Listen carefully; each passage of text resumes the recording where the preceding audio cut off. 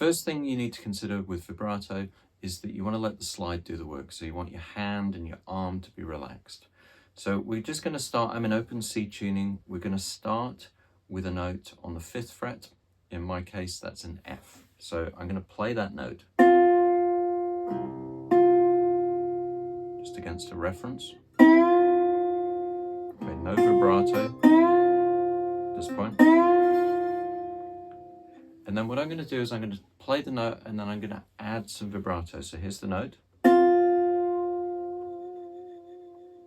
I'm just moving the slide gently either side of the fret. So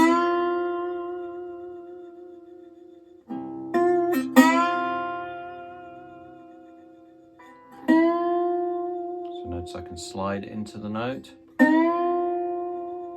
I'm just adding a slight delay every time. I like that kind of vibrato, but there's nothing to say you can't just go straight into the note and add vibrato as well.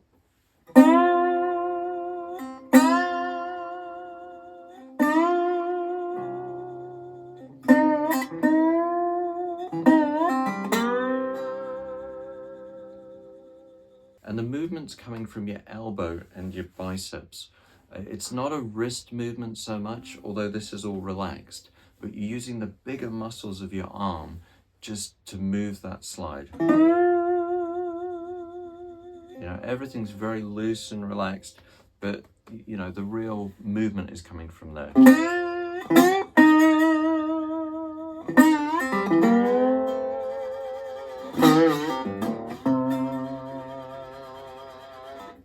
I should say as well, I don't mute behind the slide. I like the sound of those extra ringing strings. If they get too much, then I will mute. But most of the time, my fingers are off the fretboard behind the slide. And I also find that that just allows me to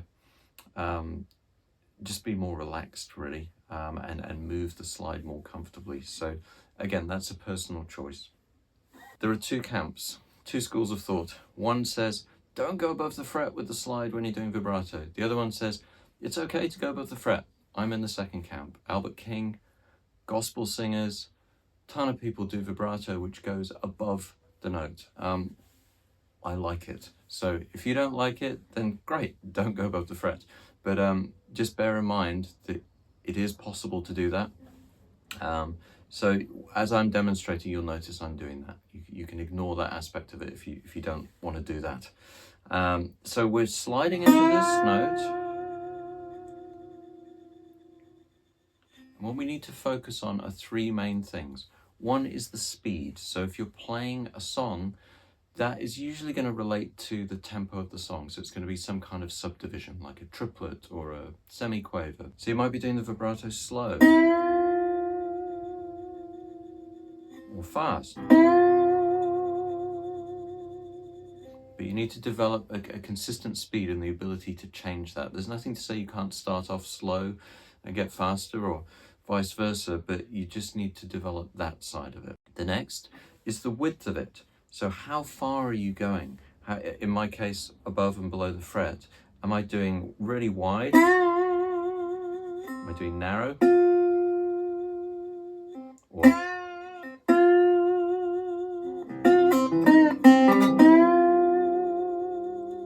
I guess I generally go pretty much half a fret either side of the note, but you know, it really depends on the context. So you want to be in control of that. Can you do it wide? Can you do it narrow?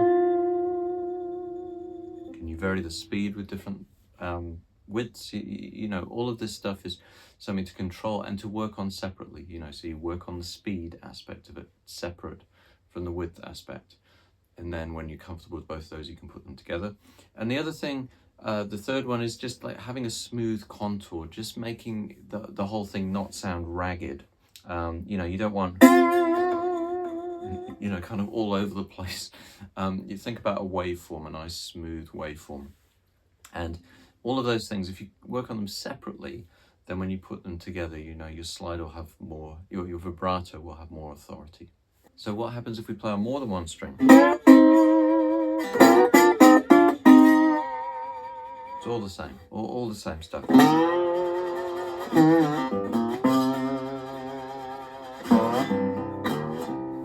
matter what string you're playing on, whether you're playing pairs of strings, a whole chord, it's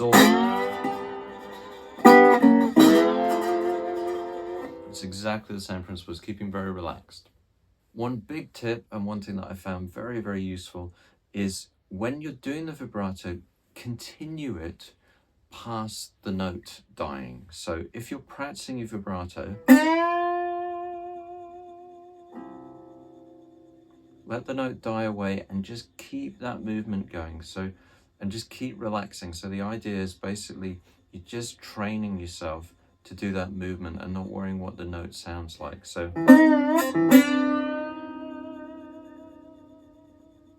now, as that note dies away, I'm still going, and it's just basically rubbing the slide against the string very, very gently, letting the weight of the slide do the work. And that can be a really good way of developing just how relaxed you need to be. I hope you enjoyed the video. This is going to take some work. Take each of these principles and apply them and practice them.